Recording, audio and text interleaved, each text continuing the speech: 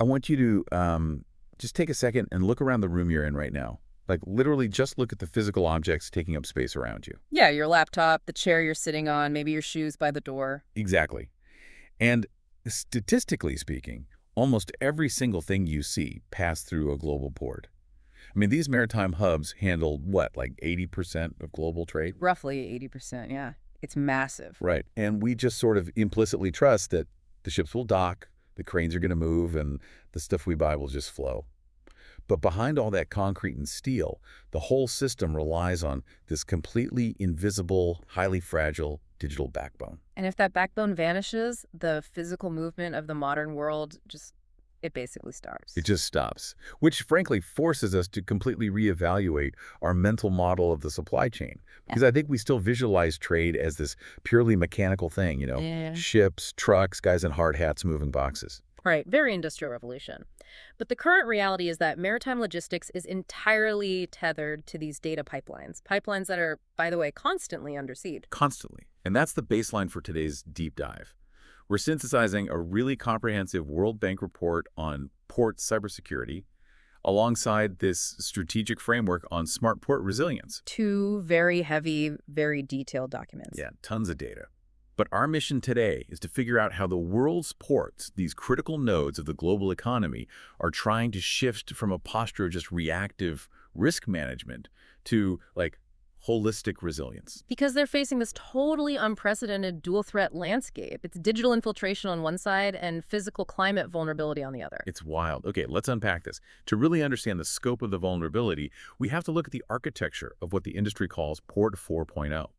Because the risk profile has completely changed based on how these systems are integrated today. Yeah, the transition to Port 4.0 is all about the aggressive convergence of IT and OT. So information technology and operational technology. Right. Historically, those domains were totally isolated. Your IT network managed the administrative data, right? The community systems, financial ledgers, emails. Office stuff. Exactly. And your OT systems were the industrial controls, the programmable logic controllers running those massive ship-to-shore cranes, the automated guided vehicles, conveyor belts, all of that. So a modern port is basically a giant cyborg. A giant cyborg. I like that. Yeah, like the IT network acts as the brain processing the data, and the OK systems act as the muscle manipulating the physical world. That analogy gets right to the core of the problem, actually, because when you converge the brain and the muscle, you inherit the vulnerabilities of both, but with exponentially higher stakes. Right, because if someone hacks your email, that's bad, but nobody dies. Exactly. In a pure IT environment, a failure or a ransomware lockdown means financial disruption. Data gets encrypted, invoices don't go out, money is lost. It's a severe corporate problem. Yeah. But when that compromised IT network is hardwired directly into the OT network, the blast radius moves into the physical realm. Wow. You lose control of automated container handlers. You risk severe damage to $100 million physical assets. And crucially, you introduce the immediate potential for mass casualties on the dock. Because a crane could just drop a container. Or swing wildly, or a truck speeds up instead of braking. And friction there seems immense. Yeah. Because OT systems are notorious for relying on legacy software, right? Like, Yeah. you can't just reboot a multi-ton crane suspending a shipping container in midair at 2 in the morning to, install a Windows security patch. You absolutely cannot. OT environments prioritize absolute availability and continuous uptime over network security. They run 24/7. So you have this highly vulnerable, unpatchable industrial muscle connected directly to a brain that is constantly exposed to the open internet. That sounds like a recipe for disaster. And the strategic framework source points out that this digital convergence is happening while the physical footprint of the port is under unprecedented stress too. It's a compounding threat environment. Oh, absolutely. Ports are inherently postal. They sit on the absolute front lines of climate change. Right. The framework outlines how this cyber vulnerability is colliding with rising sea levels, extreme storm surges, and geological hazards like earthquakes. Which means resilience requires what the text calls performance-based seismic designs. Because, a firewall isn't going to save your servers if the data center is underwater or the pier collapses. Right. The integration of these threats is what keeps port authorities awake at night. You're attempting to defend a highly interconnected, vulnerable digital ecosystem that's housed inside physical infrastructure that is actively deteriorating due to extreme weather. It's just a nightmare scenario. And when you map out that level of interconnected vulnerability, the immediate question is what the failure state actually looks like in practice. Here's where it gets really interesting. Because the World Bank report doesn't just theorize. It tracks the evolution of these attacks over time. Yeah, and the trajectory is terrifying. It really is. It shows this shift from targeted, quiet exploitation to just indiscriminate, massive disruption. Let's take the breach in Antwerp between 2011 and 2013 as a starting point. Yeah, Antwerp is basically a masterclass in exploiting efficiency because the attackers had no interest in shutting the port down. You wanted it running smoothly. Exactly. They actively wanted it to keep running perfectly. The hackers infiltrated the terminal operating systems specifically to intercept container release codes. Those are like the digital PNs, right? Yeah. The codes required to physically claim a container. Yep. They hijacked the port's brain to run a shadow logistics network for drug smuggling. That's crazy. They knew the exact location and clearance status of illicit cargo, and they could just send their own drivers to retrieve it seamlessly. So they turned the port's automated efficiency into a weapon for organized crime. Completely. And it was highly targeted and financially motivated, but the threat model evolved rapidly from that kind of precision into just massive collateral damage. Which brings us to Maersk in 2017. Oh man, the NotPetya malware. This is basically the textbook case of the IT to OT blast radius. Yes. NotPetya started as a supply chain attack disguised as a routine update for a Ukrainian tax software program. Just a tax software update. Just a tax software update. But because Maersk, like a lot of global entities at the time, operated with relatively flat networks, meaning their IT systems weren't properly segregated from other operational systems, the malware moved laterally across the globe in a matter of hours. Just spreading like wildfire. Right. It effectively bricked the IT infrastructure of 76 different terminals. I mean, we're talking about one of the largest shipping conglomerates on Earth, resorting to personal WhatsApp groups and paper ledgers just to figure out where their ships were. It was chaos. And the direct cost to Maersk was near $300 million. Ah. But the cascade effect, that is the real story here. The cascade effect is staggering. The wider financial losses for their customers, so manufacturers, retailers, hospitals, whose cargo was trapped in the system, those losses surpassed $7.3 billion. $7 billion. And the disruption just scales exponentially. You look at the Nagoya port hack in Japan in 2023, which was a Lockbit 3.0 ransomware attack. Right. That locked up container operations for 2 days. Now, in a vacuum, 48 hours sounds manageable, like, oh, a 2-day delay. But in modern logistics, it's a catastrophic operational halt. Because Nagoya highlights the absolute fragility of the just-in-time supply chain. Right. Modern manufacturing operates with zero slack. Auto plants and tech manufacturers, they do not warehouse weeks of inventory anymore. They just don't have the space. They don't. They rely on raw materials and components arriving at the loading dock hours before they hit the assembly line. Wow. So when a port like Nagoya goes dark for 48 hours, the trucks stack up at the gates, the warehouses reach capacity instantly, and factories hundreds of miles away are forced to idle their lines because a single, critical microchip didn't clear customs. It's all connected. And the macroeconomic data in the World Bank report puts hard numbers on this cascade. In 2023, the average cost of a maritime cyber incident reached $550,000. Which was triple the year prior, yeah. Tripling in 1 year. And ransom demands now average $3.2 million. But the regional models are what really got me. A coordinated attack on major Asia-Pacific ports could trigger over $100 billion in total economic losses. Because a port is an economic choke point. When throughput stops, the cost of holding goods on idling ships skyrockets, insurance premiums surge, and shipping lines pass those costs downstream immediately. Right to the consumer. Exactly. For you, the listener, a compromised server halfway across the world manifests as an exogenous shock to your local economy. The price of your groceries, electronics, medical supplies, it all inflates almost overnight. It directly hits your wallet. Yeah. And given that dynamic where a localized network failure causes a global inflationary shock, I mean, the assumption would be that maritime infrastructure is guarded like sovereign airspace, right? You'd think so. But the survey data on global preparedness reveals this massive disparity. Yeah, the gap in baseline resilience is stark. The World Bank data shows that in high-income countries, 79% of port stakeholders conducted a cybersecurity risk assessment in the past 2 years. Okay, 78%. Contrast that with low-income countries, where the assessment rate falls to 38%. Less than 4 in 10 ports even have a current understanding of their own vulnerabilities. What's fascinating here is the economic paradox embedded in that data. The nations with the least mature cyber defenses are actually the most reliant on maritime trade. Wait, really? Yes. Low-income countries are roughly 1.5 times more dependent on maritime trade for their GDP than the global average. And small island developing states, or SIDs, are twice as dependent. So the economies most exposed to absolute ruin from a supply chain halt are the least fortified against it. Exactly. But I want to dig into the mechanics of this gap for a second, because the instinct is to view this as a simple procurement issue. If a port is vulnerable, why isn't the Port Authority simply allocating the capital to buy enterprise-grade firewalls or endpoint detection software? Is it just a technology problem? It's not just a technology problem, it's human and it's financial. Because cybersecurity fundamentally clashes with the financial incentive structures of maritime logistics. How so? Ports operate on razor-thin margins driven by cargo throughput volume.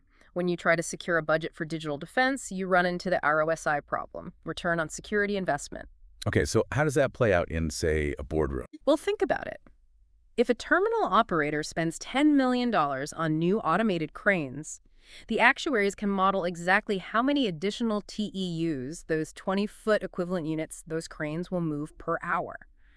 The ROI is incredibly tangible. I can see the profit. Right. Security, however, prevents a negative outcome. It doesn't generate revenue. Actuaries really struggle to calculate the probability of a novel zero-day exploit. So it's hard to justify. Very. So when the Chief Information Security Officer asks for $10 million for network segmentation, the board just sees an expense that generates zero additional revenue, and they deny the request. Man. And even if they do secure the budget, the operational reality of the human workforce kind of undermines the technology anyway. The report cites this industry study where 92% of surveyed maritime crew members opened malicious phishing emails. 92%? That's practically everyone. Yeah, but that statistic is a symptom of the environment, not just sheer negligence.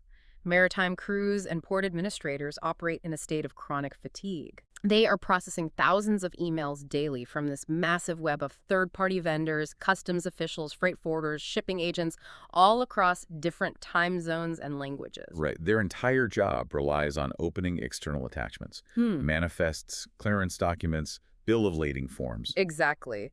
You can deploy the most sophisticated email filtering software on the market. But if the operational workflow requires a tired logistics coordinator to constantly click links from unfamiliar overseas domains just to keep the cargo moving, Someone is going to click a bad link. the network will inevitably be breached. Wow. So if the financial incentives are misaligned and the human attack surface is that broad, you would expect heavy regulatory intervention, right? Right. We rely on international law to govern maritime safety. Why isn't there a unified global mandate forcing these ports to harden their systems? Well, the regulatory framework is totally trapped in the past. The primary international standard for port security is the ISPS code, the International Ship and Port Facility Security Code. Which was drafted by the International Maritime Organization in the immediate aftermath of the September 11th attacks. Right, and that historical context is crucial. The ISPS code was designed to prevent a physical terrorist attack. Not a digital one. No, it mandates perimeter fencing, physical access controls, security patrols, ID checks. It provides almost no mandatory framework for digital infrastructure. It just wasn't built for this era. Not at all. It simply wasn't designed to address a decentralized ransomware syndicate operating from a server farm in another jurisdiction. And if we connect this to the bigger picture, the lack of an international mandate leaves a vacuum that individual nations are basically supposed to fill on their own.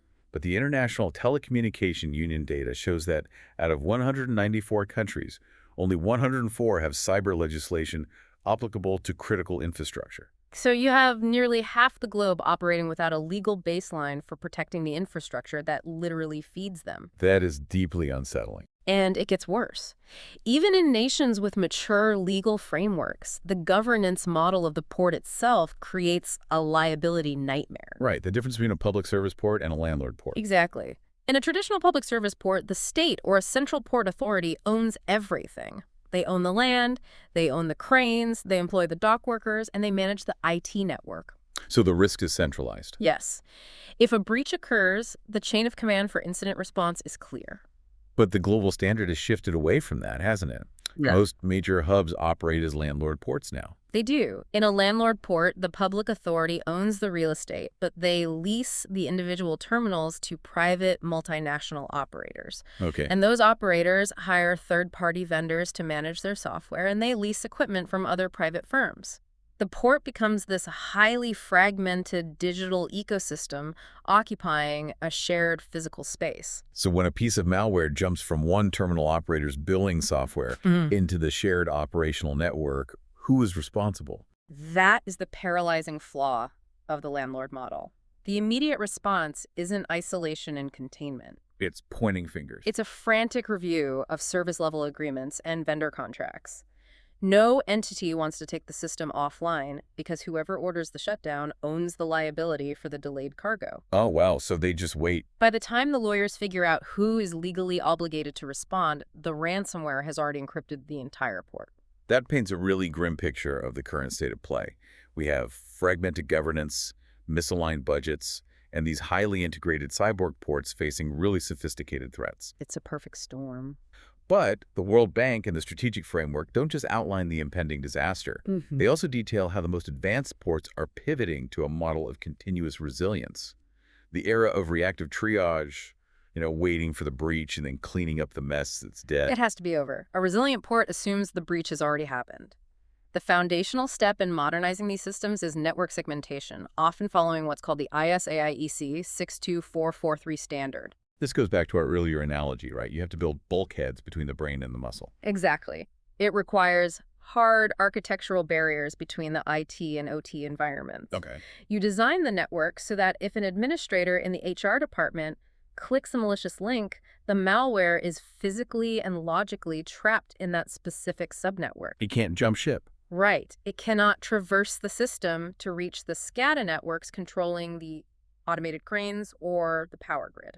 And because the volume of probing attacks is too high for human analysts to just sit there and monitor, they're deploying automated defense systems.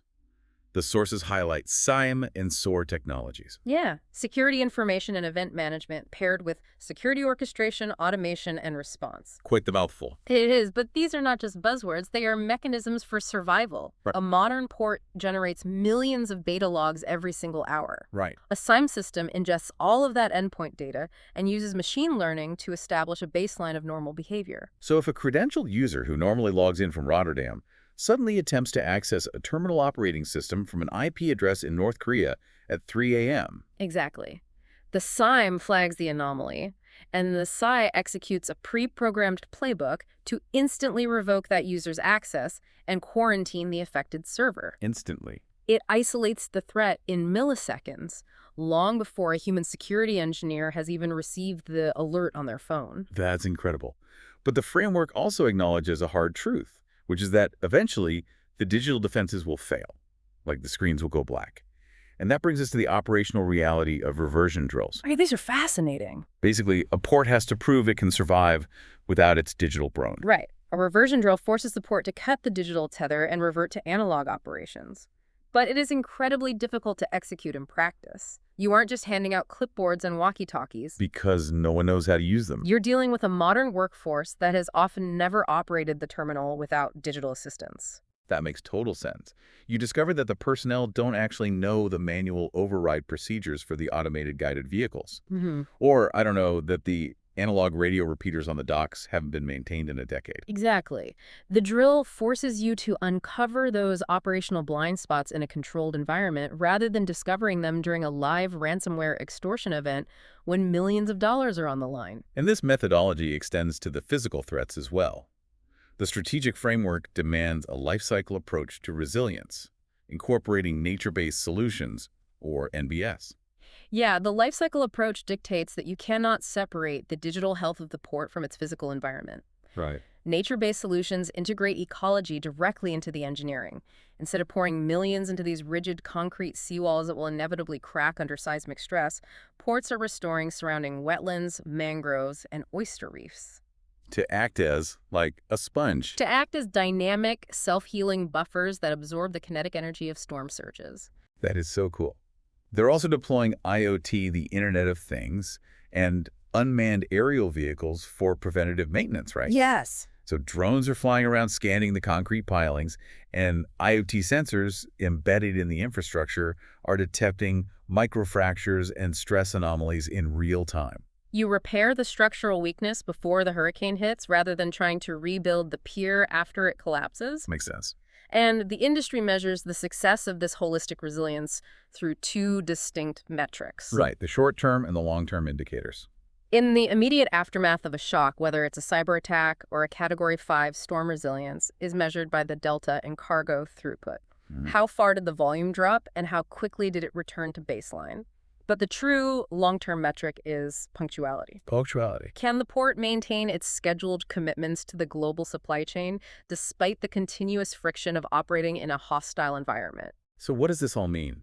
When we aggregate all this World Bank data and the strategic framework, the fundamental paradigm shift is that a port is no longer just a physical gateway governed by a local authority. It is a vital organ in a globally interdependent digital ecosystem. Because of that interdependence, cybersecurity can no longer be treated as a competitive advantage or a proprietary secret. You can't just hoard the knowledge. You can't. The sources emphasize that supply chain security has to be managed as a public good.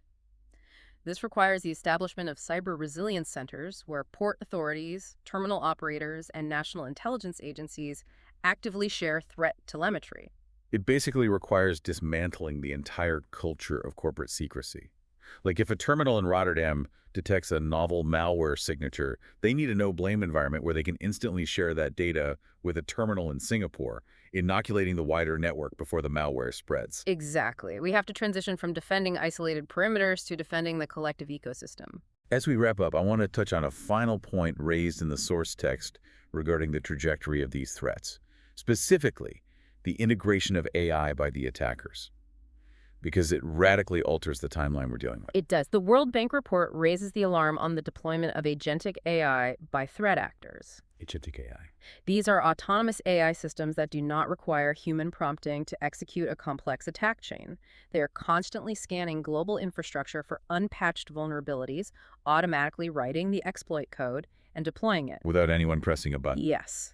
They are also automating the human exploitation element, generating flawless, localized spear phishing campaigns, or using audio and video deepfakes to bypass biometric security, or trick administrators into authorizing wire transfers. So the barrier to entry for a devastating cyber attack is basically approaching zero. It is. We are rapidly moving toward a reality where the defense of global maritime trade is removed from human hands entirely. The automated SRO defense systems of a smart port will be locked in continuous high-speed combat with autonomous AI attack vectors, executing countermeasures and network isolations in fractions of a second.